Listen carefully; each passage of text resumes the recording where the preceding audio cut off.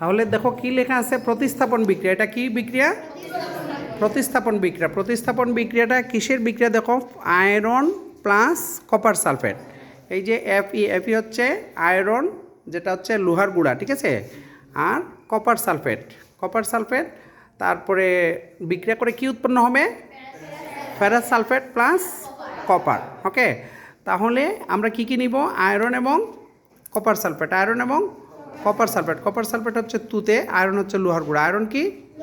লোহার গুঁড়া। ওকে, তাহলে এই প্রতিস্থাপন বিক্রিয়ার জন্য প্রথমে আমরা কি নিলাম, লোহার গুঁড়া। প্রথমে কি নিলাম, লোহার গুঁড়া। এই দেখো এই বোতলে লোহার গুঁড়া আছে, লোহার গুঁড়াটা আমরা এখানে কাগজে নিয়ে নিলাম।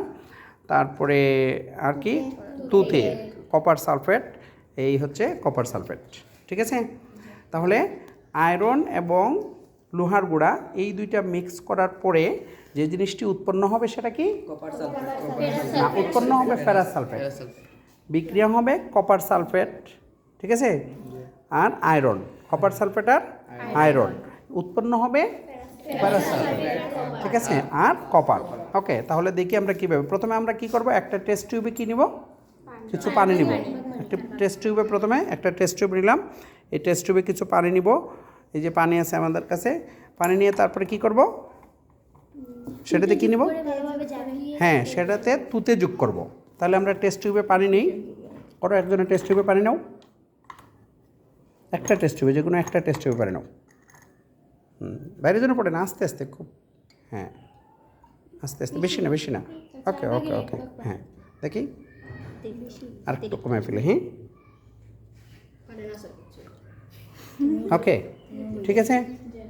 তাহলে আমরা একটা টেস্ট টিউবে কী নিলাম, পানি। ওকে, পানি নিয়ে সেখানে আমরা কী নিব বলো, নাও, তাহলে তুতে নেই, দেখো কথা বলা যাবে না।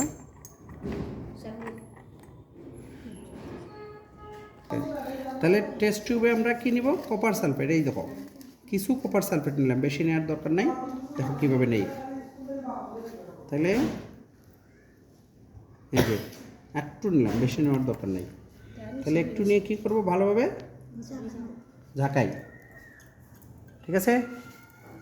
ঝাঁকানোর ফলে কি হবে দেখো, দেখো কাছে নিয়ে দেখো, পানিটা কী কালার হয়ে গেছে, নীল কালার। ওকে, আর একটু কপার সালফেট নেই, দেখা যাচ্ছে পানিটা কী কালার হয়ে গেছে, নীল কালার।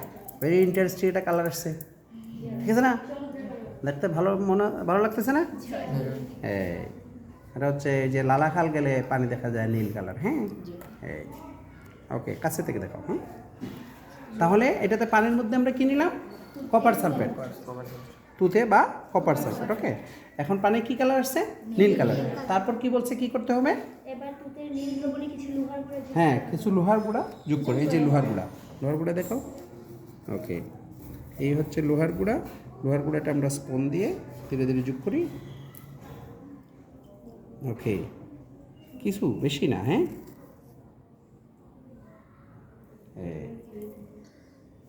লোহার গুঁড়া যোগ করার পরে কি করব, ঝাঁকাতে না হবে, ঠিক আছে।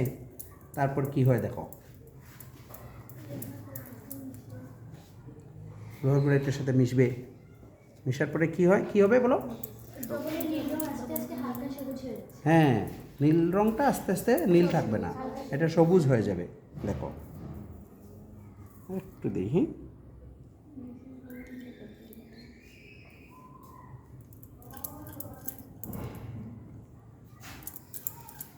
আর কি হবে, হ্যাঁ, ওই যে লোহার গুঁড়া যেগুলো, ওগুলোর নিচে ছোট ছোট লোহা তামার গুঁড়াগুলো নিচে জমা হতে থাকবে। এই দেখো, আগে নীল রঙটা কমে যাচ্ছে না, ধীরে ধীরে সবুজ হয়ে যাচ্ছে। দেখো ভালোভাবে ঝাঁকাই,